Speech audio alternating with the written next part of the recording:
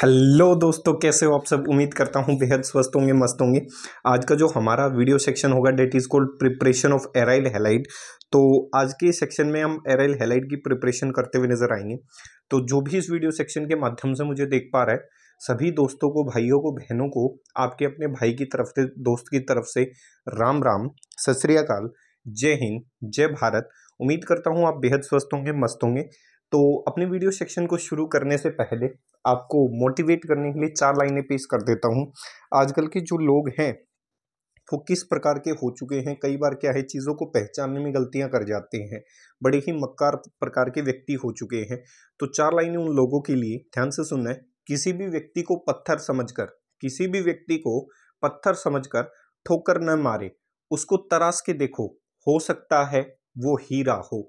तो उम्मीद करता हूँ ये 4 लाइनें उन लोगों तक पहुंची होंगी और समझ भी आई होगी। किसी भी व्यक्ति को पत्थर समझकर गलती ना करें, हो सकता है तराशने पे वो व्यक्ति क्या बन जाए, हीरा बन जाए। सही है, पर ये लेवल थोड़ा ऊपर है, आपको शायद ही समझ आ पाएगा इन बातों का।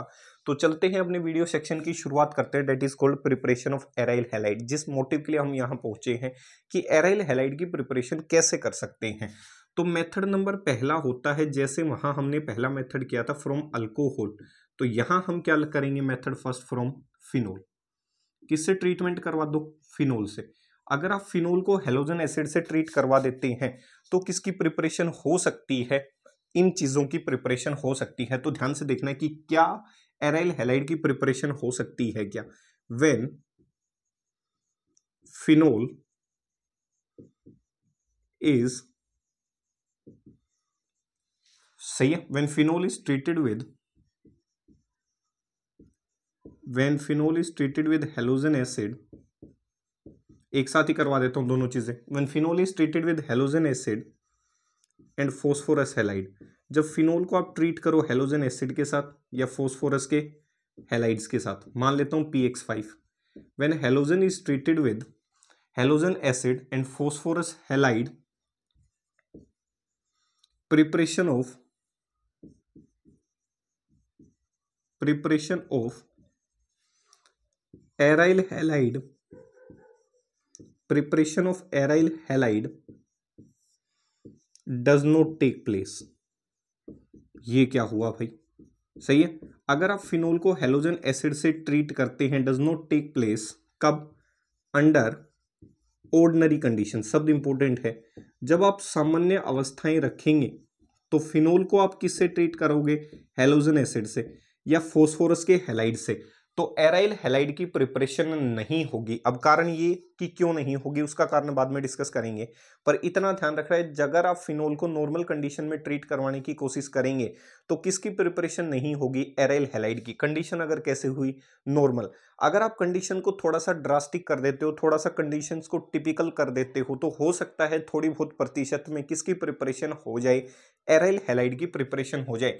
लेकिन नॉर्मल कंडीशन में तो आप कम से कम क्या प्रिपेयर नहीं कर सकते, एराइल हैलाइड प्रिपेयर नहीं कर सकते। कैसे, अगर मान लेता हूं केस फर्स्ट, अगर कंडीशन ड्रास्टिक रही, ड्रास्टिक कंडीशन के अंदर आप प्रिपेयर कर सकते हो, किसकी प्रिपरेशन कर सकते हो, एराइल हैलाइड की प्रिपरेशन कर सकते हो।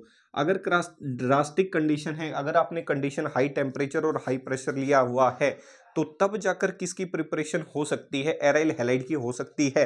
अगर ड्रास्टिक कंडीशन नहीं है, ऑर्डिनरी कंडीशन है, तो प्रिपरेशन एराइल हैलाइड की जल्दी से नहीं होगी। अगर होगी तो यील्ड ऑफ द प्रोडक्ट ना के बराबर निकलता हुआ नजर आएगा। जैसे ड्रास्टिक कंडीशन क्या कहती है, ये फिनोल है, इसे कहते हैं भाई फिनोल। इसकी रिएक्शन किसके साथ करवा दूं, HX के साथ, हेलोजन एसिड। सही है, नॉर्मल कंडीशन में रिएक्शन नहीं होंगी। ड्रास्टिक कंडीशन क्या रही होगी, 623 केल्विन टेम्परेचर, अच्छा खासा प्रेशर, देखो अच्छा खासा प्रेशर रहा होगा, 300 एटमोस्फेयर। कई चीजों का बुक्स का मानना है 300 से लेके 323 एटमोस्फेयर, तो मान लेता हूं उन्होंने एवरेज जो रेंज रही होगी वो 300 एटमोस्फेयर। तब जाकर थोड़ी बहुत मात्रा में किसकी प्रिपरेशन हुई होगी, एराइल हैलाइड की प्रिपरेशन हुई होगी। इसे आपने एराइल हैलाइड कहा। ऑर्डिनरी कंडीशन में प्रिपरेशन अभी भी कह रहा हूं नहीं होंगी। अगर आप कंडीशंस को ड्रास्टिक रखते हैं तो ही प्रिपरेशन हो सकती है किसकी, एराइल हैलाइड की प्रिपरेशन हो सकती है। नॉर्मल कंडीशन के अंदर प्रिपेयर होता हुआ नजर नहीं आएगा। रीजन पढ़ेंगे कि नॉर्मल कंडीशन में प्रिपेयर क्यों नहीं हुआ। दूसरा मान लेता हूं ये फिनोल रहा होगा, दूसरी रिएक्शन ये आपका फिनोल है। अगर इस फिनोल को मैं ट्रीट कर दूं, इस फिनोल को क्या कर दूं मैं, ट्रीट किसके साथ, हेलोजन एसिड के साथ। किसके साथ, मान लेता हूं PCl5 ही है, फोस्फोरस का हैलाइड है। तो आंसर क्या बनेंगे, दो प्रोडक्ट बनेंगे। प्रोडक्ट दो ये बनेंगे कि ट्राइफिनोक्सी ग्रुप प्रोडक्ट बनता हुआ नजर आएगा। सही है, क्या बनता हुआ नजर आएगा, ट्राइफिनोक्सी, ट्राइफिनोक्सी ये साइड प्रोडक्ट बनता हुआ नजर आएगा। प्लस थोड़ी बहुत मात्रा में क्या बनेगी, एराइल क्लोराइड। सही है, तो इसका मतलब ये कह सकता हूं प्रिपरेशन हो जाएगी एराइल क्लोराइड की या एराइल हैलाइड की। सही है, कितनी प्रतिशत तक बना होगा, लगभग लेस देन 2%। ये जो एराइल हैलाइड है वो उसकी मात्रा लगभग कितनी प्रतिशत रही होगी, मात्र 2%। तो देख सकते हो प्रोडक्ट बना जरूर पर ना के बराबर। तो आपको पता है कि रिएक्शन इसलिए करवाई जाती है ताकि प्रोडक्ट जो है वो अच्छी खासी यील्ड में ऑब्टेन किया जा सके। लेकिन रिएक्शन करवाने पे पता चला कि अच्छी खासी मात्रा में आप प्रिपरेशन नहीं करवा सकते, तो इस मेथड से जनरली यूज नहीं किया जाता किसकी प्रिपरेशन करने के लिए, एराइल हैलाइड की प्रिपरेशन। अब क्वेश्चन ये कि फिनोल जो है वो रिएक्शन क्यों नहीं दिखा पा रहा हेलोजन एसिड या फोस्फोरस के हैलाइड के साथ। तो बोर्ड के अंदर क्वेश्चन कई बार आ जाता है, why phenol does not show, why phenol does not shows these reaction. Phenol in reactions को क्यों नहीं दिखा रहा, ऐसा क्या दिक्कत हो गई फिनोल के साथ कि फिनोल जो है ना तो वो हेलोजन एसिड के साथ जल्दी से रिएक्ट कर रहा और ना ही किसके साथ जल्दी से रिएक्ट कर रहा है, फोस्फोरस के हैलाइड के साथ। तो फिनोल के साथ ऐसा क्या हो गया, तो लिखना शुरू करते हैं कि ऐसा क्या है। फिनोल जो है, लिखते ही आप समझ जाएंगे, phenol is a conjugated molecule. कैसा मॉलिक्यूल है, कंजुगेटेड मॉलिक्यूल है। Phenol is a conjugated molecule and contain resonance effect.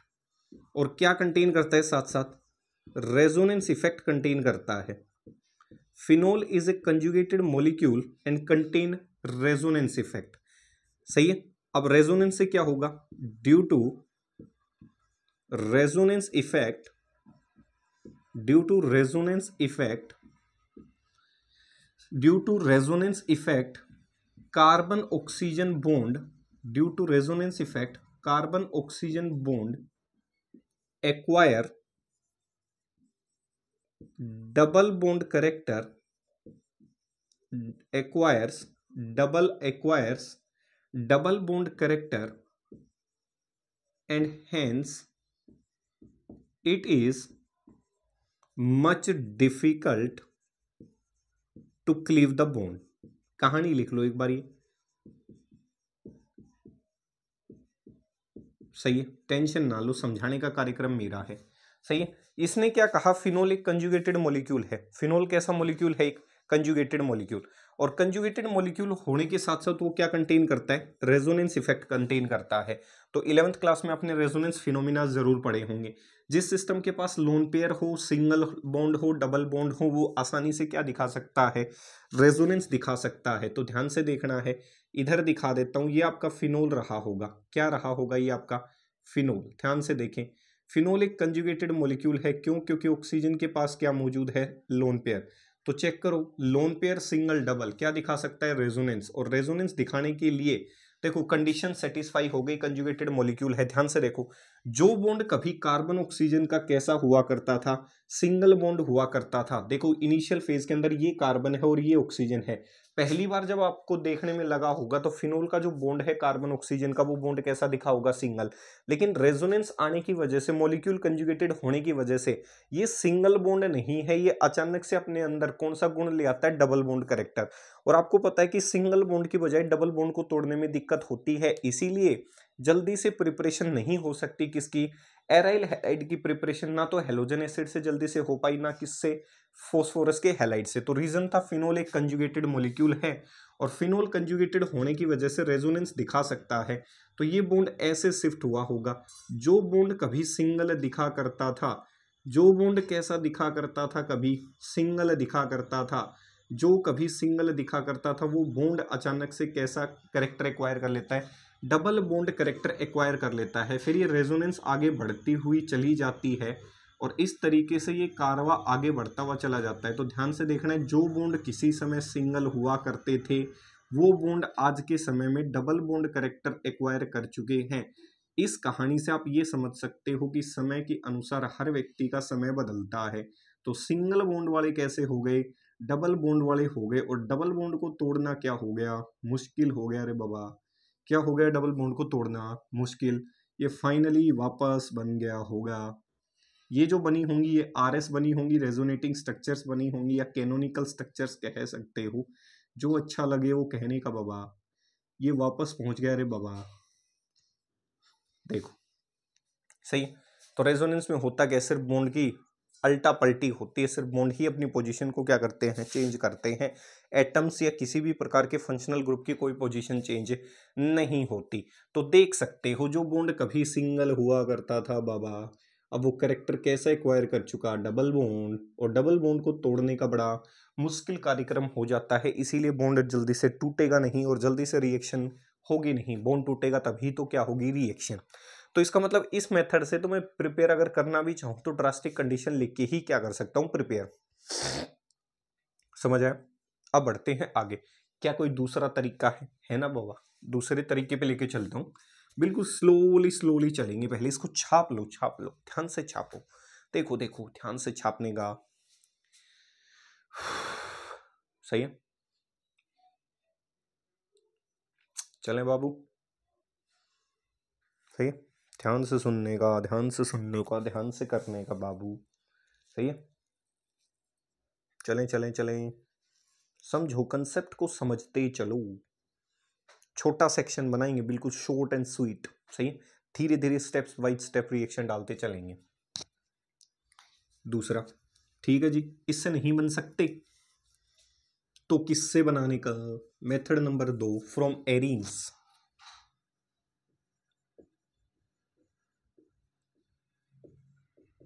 Benzene system से बनाने का, फ्रॉम एरीन्स। एरीन्स की क्या करवा डालो, सेचुरेटेड हाइड्रोकार्बन थे ना वो पीछे वाले, उसकी डायरेक्ट हेलोजिनेशन की थी, तो यहां एरीन्स की क्या करवा दो, डायरेक्ट हेलोजिनेशन बाबू, सही है। पहचान लोगे। देखो क्या क्या नहीं हो सकती, पहली, फिर मैकेनिज्म पे लेके चलूंगा। Fluorination,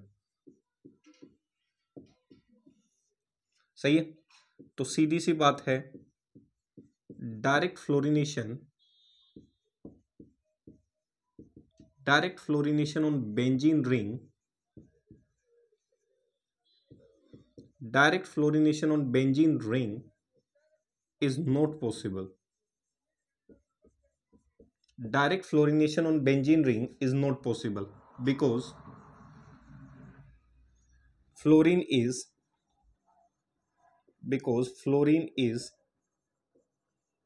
highly because fluorine is highly reactive in nature and reaction क्या कर हो जाती है, and reaction is also highly exothermic।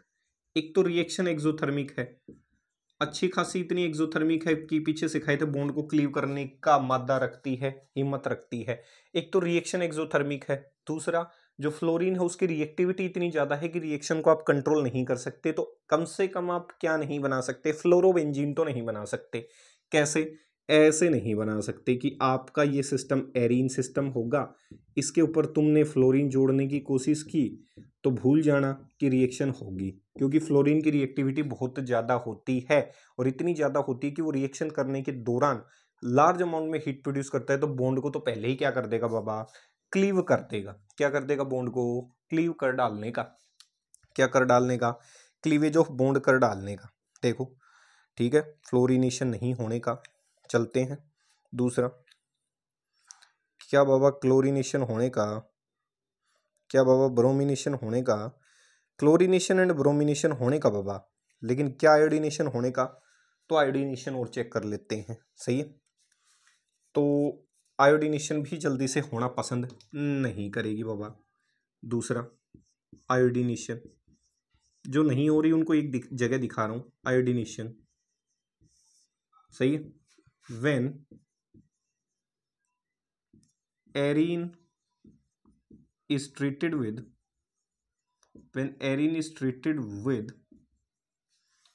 iodine, it will result in formation of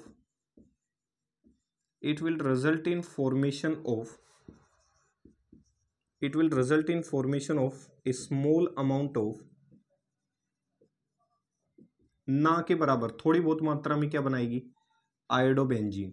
It will result in formation of a small amount of iodobenzene along with formation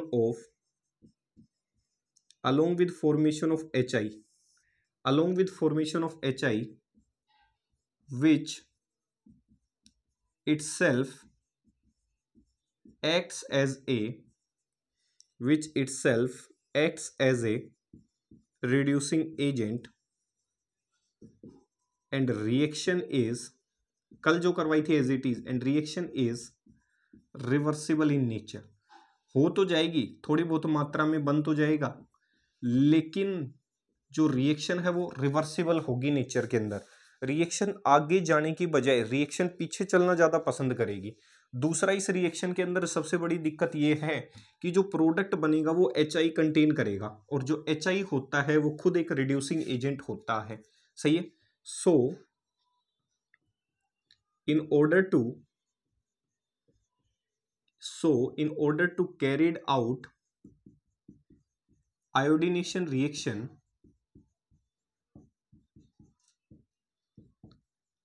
the use of strong oxidizing agent take place. अगर करवाना ही चाहते हो थोड़ी बहुत, तो strong oxidising agent आपको लेने पड़ेंगे. कल भी दिखाए थे, नाइट्रिक एसिड, HgO, परायोडिक एसिड. सही है. ये क्या करेंगे, HNO3 ही दिखा देता हूं मैकेनिज्म. कल सेम टू सेम ये रिएक्शन पीछे पढ़ा चुका. वो अल्काइल हैलाइड में थी, ये एराइल हैलाइड में है. HI क्या करेगा, जो रिड्यूसिंग एजेंट है जो रिएक्शन में बना है, उस रिड्यूसिंग एजेंट को कंज्यूम करवा लेगा और किस में परिवर्तित हो जाएगा, H2O प्लस आयोडीन के अंदर. सही है. तो इस चीज का ध्यान रखना है. रिएक्शन जो है वो हो तो जाएगी, लेकिन थोड़ी बहुत मात्रा में आयोडोबेंजीन बनाएगी. थोड़ी बहुत मात्रा में आयोडोबेंजीन क्यों बनेगी, क्योंकि एक तो रिएक्शन रिवर्सिबल है, दूसरा जो प्रोडक्ट बना है वो HI बना है प्रोडक्ट के अंदर, और HI जो है वो खुद अपने आप में एक स्ट्रॉन्ग रिड्यूसिंग एजेंट का काम कर सकता है. तो ये रिड्यूसिंग एजेंट भी रिएक्शन में क्या करना शुरू कर देगा, इंटरफेयर. तो इस रिड्यूसिंग एजेंट को हटाने के लिए आपको बाहर से क्या यूज करने पड़ेंगे, ऑक्सीडाइजिंग एजेंट. मतलब बाहर से आप चीजें अगर यूज करेंगे तो वो कॉस्टली होती जाएंगी, महंगी होती जाएगी, प्रोडक्ट भी कम बन रहा है, रिएक्शन महंगी होती जा रही है.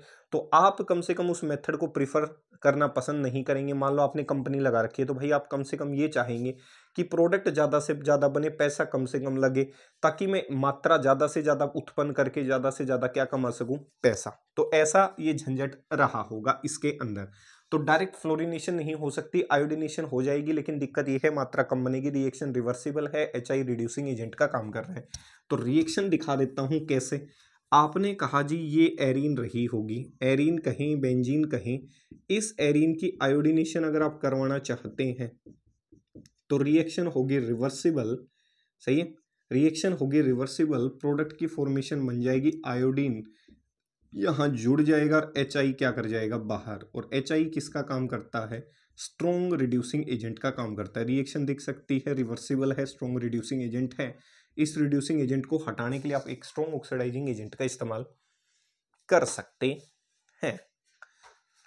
ठीक है बाबा, यहां तक कोई दिक्कत तकलीफ तो बता सकते हैं, देख लो ध्यान से.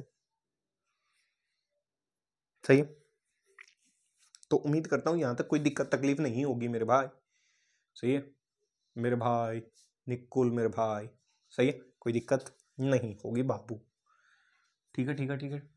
देखो देखो देखो बाबू, चलें आगे. देखो, चलो तो फिर चलते हैं. अब क्लोरीनेशन और ब्रोमिनेशन बच गई. तीसरा chlorination.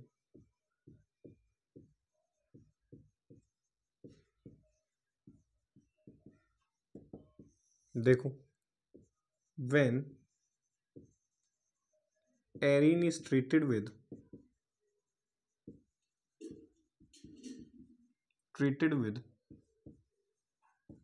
chlorine in the presence of Lewis acid catalyst. Lewis acid catalyst वो होते हैं जिनके पास इलेक्ट्रॉनों की कमी हो, और इस रिएक्शन में जो लुईस एसिड कैटलिस्ट है वो AlCl3 हो सकता है, FeCl3 हो सकता है, FeBr3 हो सकता है। सही। अगर ब्रोमीन यूज करोगे तो FeBr3 याद करो। सही, मैकेनिज्म सेम रहेगा, जस्ट लाइक क्लोरीनेशन। तो when arene is treated with chlorine in the presence of Lewis acid catalyst, it will result in formation of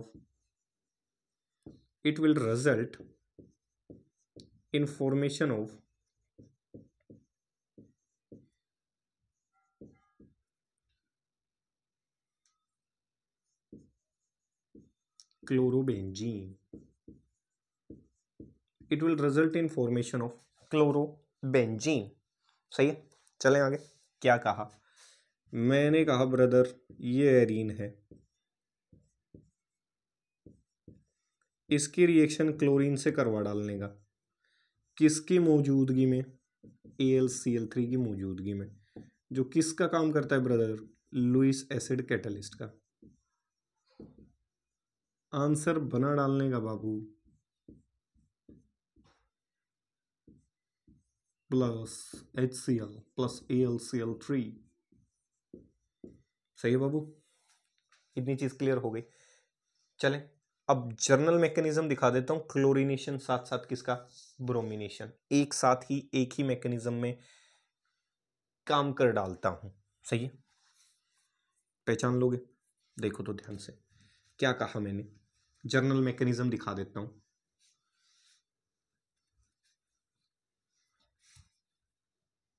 journal mechanism of this reaction, जिसमें मैं chlorine भी साथ मान के चलूंगा, साथ साथ ब्रोमीन को, ताकि आपको एक ही कहानी में दो कहानियां समझ आ जाए। ये बेंजीन होगी, इसकी रिएक्शन किसी X2 से करवा दूं। X2 Br2 भी हो सकता है या फिर Cl2 भी हो सकता है। किसकी मौजूदगी में? कैटलिस्ट की मौजूदगी में, AlCl3 की मौजूदगी में। उत्तर ये बन जाए X क्लोरीन भी हो सकता है और ब्रोमीन भी हो सकता है, एक ही साथ करवा दिए। HX plus AlX3। अगर क्लोरीन हुआ तो AlCl3, ब्रोमीन हुआ तो AlBr3। मैकेनिज्म देखो, हेलोजन एक नॉन पोलर स्पीसीज है। सही, एक नॉन पोलर स्पीसीज है तो पता है जो शेयर पेयर होगी वो बीच में रखी रही होगी, ना इलेक्ट्रॉन इधर जा सकते ना उधर, ताकत बराबर है। जैसे ही ये AlX3, इसको जर्नल मान लेता हूं AlX3।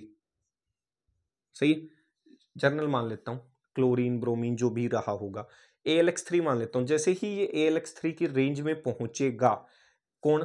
हेलोजन, तो ये क्या हो जाएगा? अचानक से अपने अंदर डाइपोल इंट्रोड्यूस कर लेगा।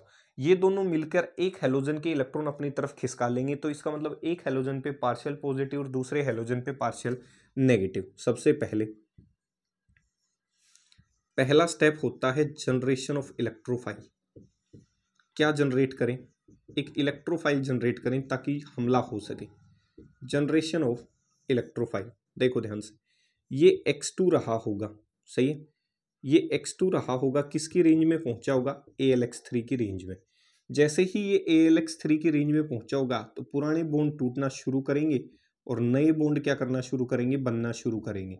अब ये जो हेलोजन है ये क्या करेगा? ये जो हेलोजन इसके साथ मिलके AlX3 के साथ इस हेलोजन के इलेक्ट्रॉन खींच लेगा, और खींचने की वजह से भाई जो इलेक्ट्रॉन पेयर कभी बीच में हुआ करती थी, अब दो व्यक्ति एक साथ मिल गए और ये अकेला रह गया, तो दो व्यक्ति एक व्यक्ति को पकड़कर क्या कर लेंगे? खींच लेंगे। खींचने का मतलब इसके इलेक्ट्रॉन अपने साथ ले जाएंगे और फाइनली इसको किस में कन्वर्ट कर देंगे? X प्लस, इसके इलेक्ट्रॉन साथ ले जाएंगे और इसको किस में कर देंगे? AlX4 minus. ये आपका बनकर तैयार हो चुका इलेक्ट्रोफाइल। तो पहला स्टेप है कि आपको इलेक्ट्रोफाइल जनरेट करना है। इलेक्ट्रोफाइल वो स्पीसीज होती हैं जिनके पास इलेक्ट्रॉन्स की क्या होती है, कमी होती है। तो generation of electrophile. Step number 2 क्या कहता है, अब इलेक्ट्रोफाइल वहां अटैक करेगा जहां इलेक्ट्रॉन डेंसिटी क्या है, ज्यादा है। तो जब इलेक्ट्रोफाइल किसी पे अटैक करता है तो किसकी फॉर्मेशन होती है, कार्बोकैटाइन की फॉर्मेशन होती है। तो दूसरा स्टेप होता है फॉर्मेशन ऑफ कार्बोकैटाइन, या फिर कह सकते हो फॉर्मेशन ऑफ सिग्मा कॉम्प्लेक्स। क्या तो कार्बोकैटाइन कह दो या फिर कौन सा कॉम्प्लेक्स कह दो, सिग्मा कॉम्प्लेक्स, दोनों ही बातें क्या हैं, सही हैं। तो कार्बोकैटाइन की फॉर्मेशन कहें या सिग्मा कॉम्प्लेक्स की फॉर्मेशन कहें, तो फॉर्मेशन ऑफ कार्बोकैटाइन या फॉर्मेशन ऑफ सिग्मा कॉम्प्लेक्स हो जाती है। इसका मतलब ये जो स्टेप होता है इसे रेट डिटर्मिनिंग स्टेप के नाम से जाना जाता है। This step of reaction is known as rate determining step. इस स्टेप के माध्यम से आप किसी भी रिएक्शन का क्या डिटरमिन कर सकते हैं, रेट डिटरमिन कर सकते हैं, आरडीएस। क्योंकि यही स्टेप क्या होता है, slowest step of the reaction, slowest step of the reaction. इसका मीनिंग समझो क्या कहा, देखो ध्यान से, इस स्लोवेस्ट स्टेप का मीनिंग समझाता हूँ। देखो देखो देखो देखो देखो देखो देखो ध्यान से देखने का, ध्यान से देखने का बाबू, क्या कहने का मैंने।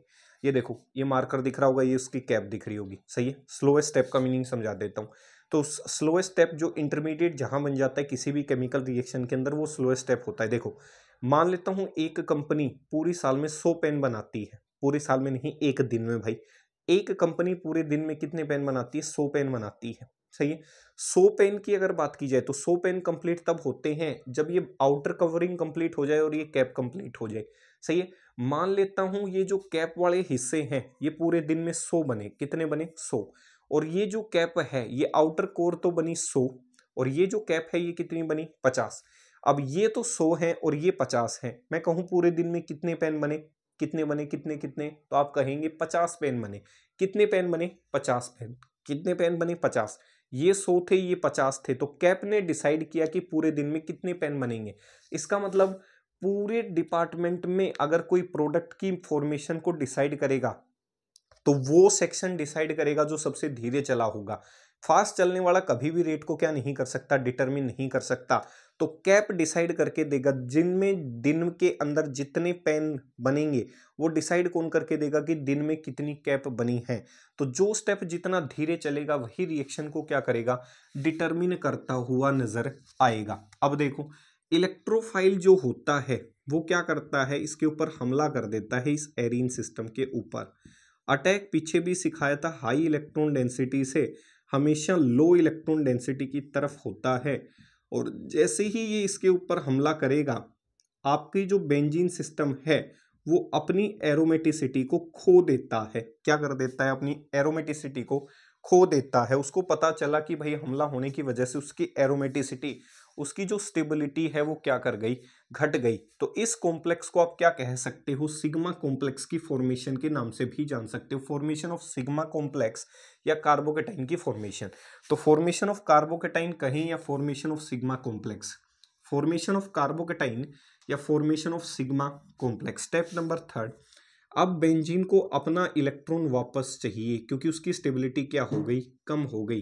तो अगला स्टेप होता है अब्स्ट्रैक्शन ऑफ हाइड्रोजन।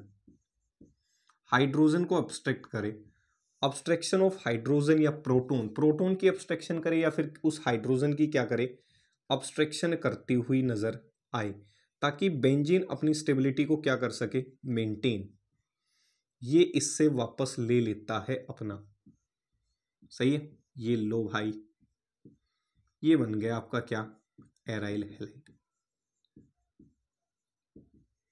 और बाहर क्या निकल गया, H+। अब ये प्लस घूमता घूमता नीचे देख सकते हो वीडियो सेक्शन में, किसके संपर्क में आ जाता है, सही है, दोनों आपस में जुड़ जाते हैं और ये होता है अनस्टेबल, और ये परिवर्तित हो जाता है, टूट जाता है HCl+,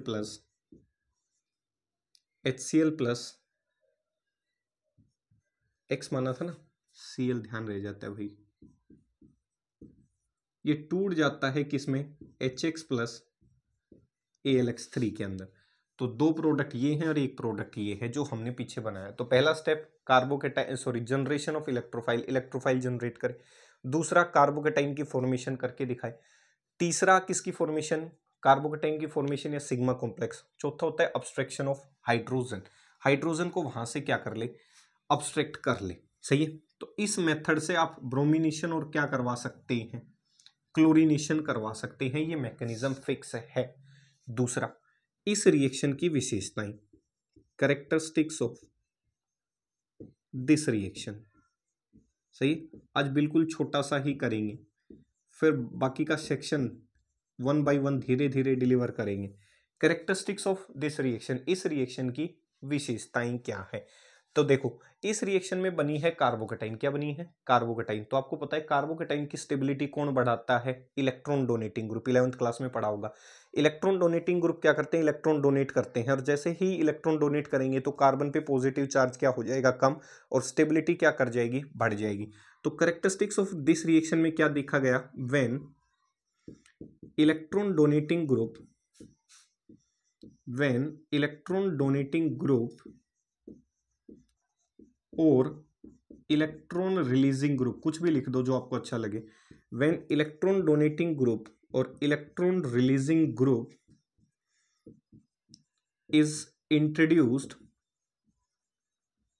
is introduced or attached on benzene ring, it activates मतलब बढ़ावा देना, एक्टिवेट्स मतलब बढ़ावा देना, या फैसिलिटेट, उसका मतलब भी क्या होता है, बढ़ावा देना। It activates halogenation reaction. सही है। और ध्यान रखना है, इलेक्ट्रॉन डोनेटिंग जो ग्रुप होते हैं उसका जो डायरेक्टिव इन्फ्लुएंस होता है वो आने वाले ग्रुप को कौन सी पोजीशन पे जोड़ता है, ऑर्थो पैरा पोजीशन पे प्रोडक्ट की फॉर्मेशन करवाता है। ये ध्यान रखना है, ये ट्रिक है। अगर इलेक्ट्रॉन डोनेटिंग ग्रुप बेंजीन पे पहले से जुड़ा हुआ है तो वो हेलोजिनेशन को एक्टिवेट करेगा, और आने वाले ग्रुप को जो हेलोजिनेशन का इलेक्ट्रोफाइल आएगा उस इलेक्ट्रोफाइल को ऑर्थो और पैरा पोजीशन पे भेजना पसंद करता है। इलेक्ट्रॉन डोनेटिंग ग्रुप की ये खास बात होती है। अगर मान लो ये इलेक्ट्रॉन डोनेटिंग ग्रुप है, बेंजीन के ऊपर आपने एक इलेक्ट्रॉन डोनेटिंग ग्रुप जोड़ दिया तो CH3 is electron donating group, तो ये आने वाले हेलोजन को इस तरीके से गाइड करेगा कि आने वाला जो हेलोजन है वो ऑर्थो और पैरा पोजीशन पे जुड़ जाए। ध्यान रखना है, इलेक्ट्रॉन डोनेटिंग ग्रुप हमेशा आने वाले ग्रुप को ऑर्थो और पैरा पोजीशन पे जोड़ते हैं। तो ये रहा इसका आंसर। यहां से आपको पता है इलेक्ट्रोफाइल हम पीछे बना चुके थे। क्या बना था, इनकी रिएक्शन जब हुई थी AlX4 negative plus x plus ने इस पे हमला किया, वो इसके ऊपर जुड़ गया, तो ये प्रोडक्ट बना था। ये कौन सा प्रोडक्ट है, ऑर्थो, और ये दूसरा प्रोडक्ट कहाँ जोड़ दें, पैरा पोजीशन पे।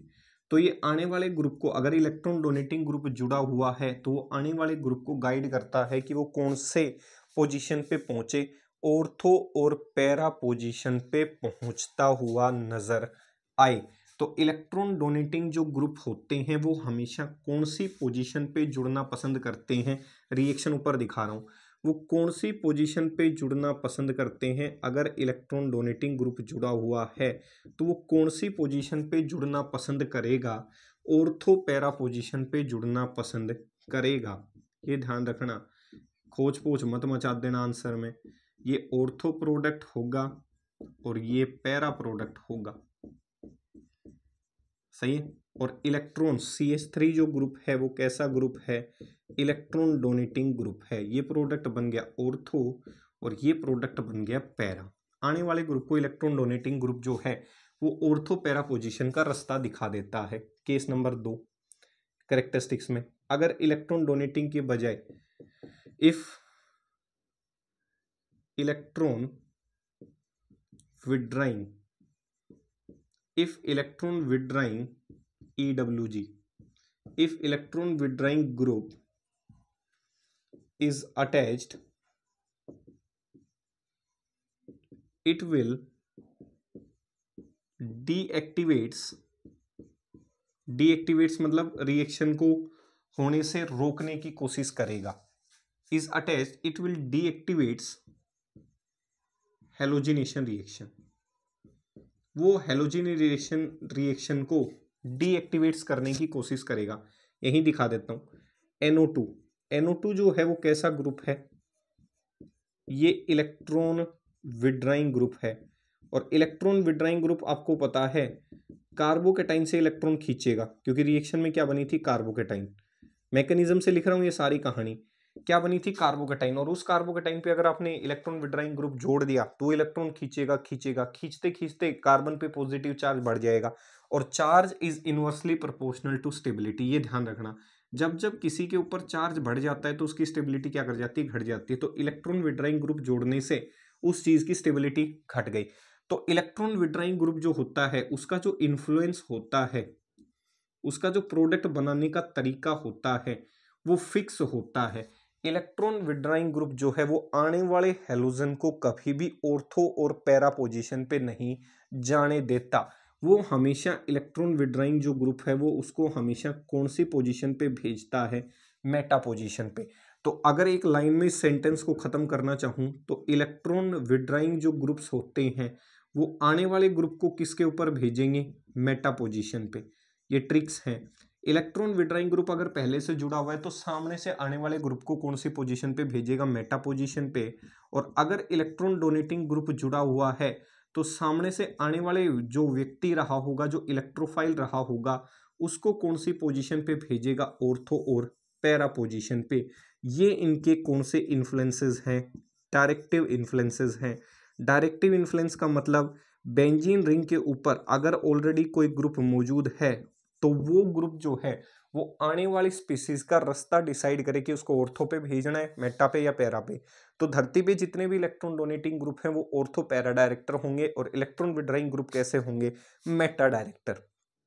कैसे होंगे, मेटा डायरेक्टर। सही है।